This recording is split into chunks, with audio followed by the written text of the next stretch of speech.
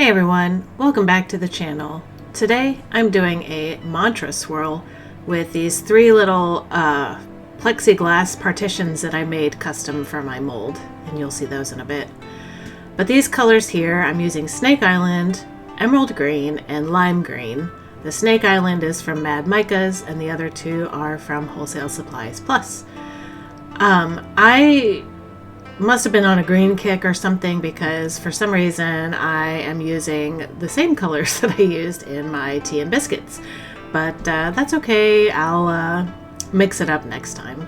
But and surprisingly enough, I'm not much of a green fan, so I don't know what my deal is. So magic beans there over there in the corner, I'm going to do an oil swirl with that. This one is best done as an oil swirl, mainly because it's a duochrome color. It's like a reddish brown, and it's got a green shimmer to it. It doesn't show up in soap, it shows up as brown, so as a mica shimmer, it's great.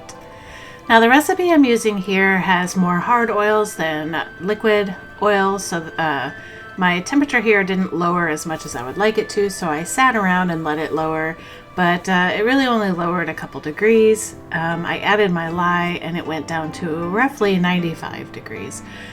So I prefer it to be lower than that, especially with unknown fragrances, and in this case it's green apple. I've never used it before, so I, was going to be surprised here, but it did behave pretty well. I mean, it did start to thicken up near the end, and you'll see what I mean here whenever I start mixing it up. But I split my batch into 3 equal portions. This is a 50-ounce oil batch, and so 16.6 ounces per color.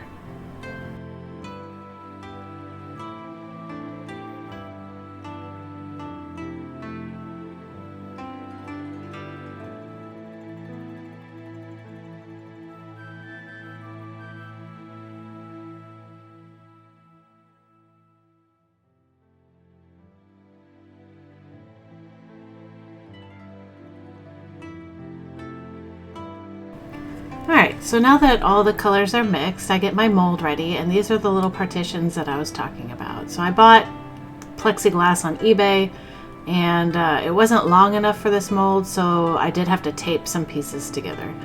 And I didn't have pieces on the end to hold them in place, so I'm doing a very bad job of holding them together and trying not to spill everywhere, but it's not working very well. But that's okay. I mean, I still got pretty good separation in the end. But I do recommend, if you do go this way, to have some way to secure that a little bit better. I had enough batter in the mold so that the partitions held on their own at this point. So yeah, they're going to move around just a little bit because they have nothing anchoring them to the edges. But, for the most part, they're pretty much staying put. And this batch does exactly the amount I need, so I'm trying to scrape out every little bit that I can and trying not to make more of a mess than I already have. But also with these partitions, you tend to lose a little bit of batter as you pull them out, and I didn't want to do that. So as I was pulling it out, I was trying to scrape the side to get as much as I could back into the mold. And when doing this, you got to be careful to keep the colors on the correct side, but I didn't get all of it out, but I got most of it, and here I wasn't as careful. So to do the swirl, I take 2 chopsticks and put them together so I have a thick stick. And then you just go back and forth. You make sure that your stick goes all the way to the bottom and just go back and forth and do this kind of thing. And then I went around the perimeter to kind of make the edges tilt downwards and upwards. I have my magic beans on top, and I'm just doing a random swirl pattern on the top. It doesn't look so great in this video, but in the end it looks pretty awesome.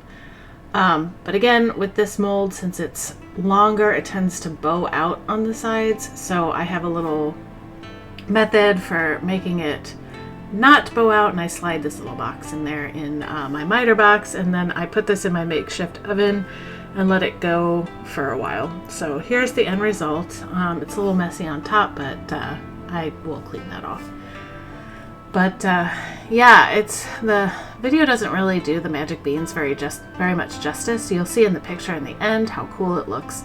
But yeah, that little green shimmer just adds that extra touch. And since this is a green apple fragrance, I think it smells pretty cool and looks pretty cool.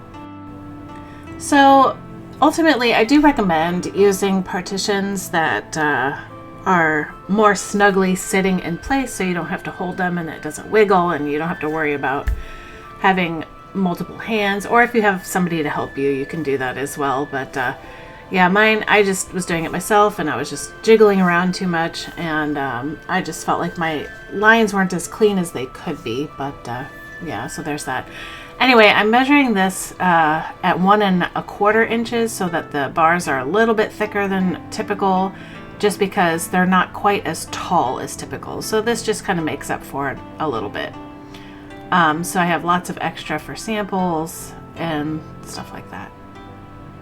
But anyway, so Mantra Swirl, I guess the idea is, you know, like I was doing before, just taking the chopsticks and going back and forth like that. It's supposed to cut through your layers and create this neat little effect that you'll see later on in some of these bars.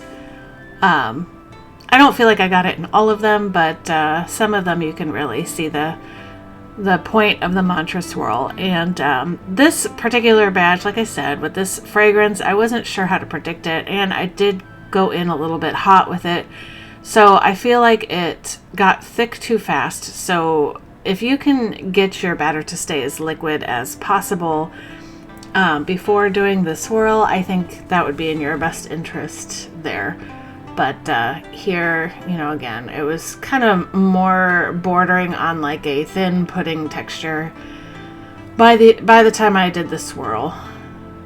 And I really struggled cutting this. For some reason, it really wanted to stick to my blade. And I'm not sure why. It could be the formula. So the formula I used in this is not my typical formula. I have, this has more lard in it, which I usually do like vegetarian soaps. But yeah, I just had a bunch of lard. So that's a good Mantra Swirl right there. But you'll see the picture here in just a bit. I was just cleaning off some of the extra slivers that came off of it. Yeah, so some of those look a little messy, but some of them look kind of cool. And here's the final bar. I picked some of the cooler ones to show off, and yeah, I like the colors. That middle, the Snake Island, I think is a cool like outlining effect on there. And yeah, but that's it. So if you have any comments for me, or you know, if you've tried this before, let me know if you have any tips, and I will catch you in the next one. See ya.